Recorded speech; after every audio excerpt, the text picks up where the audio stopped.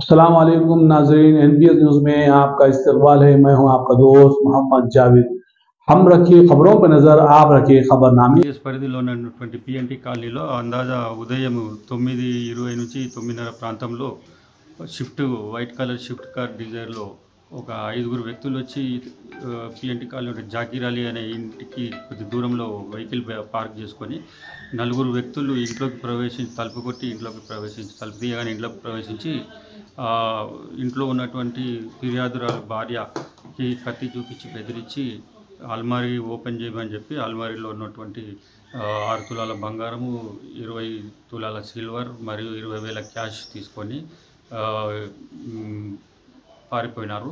అదే కారులో మేము ఇమీడియట్ మాకు ఇన్ఫర్మేషన్ రాగా పోలీస్ స్టేషన్స్, మా డివిజన్లో ఉన్న police stations, clues team, technical team అందరిని పిలిపించి సీసీటీవీ సర్వేలెన్స్ మొత్తం వెరిఫై చేయడం జరుగుతుంది.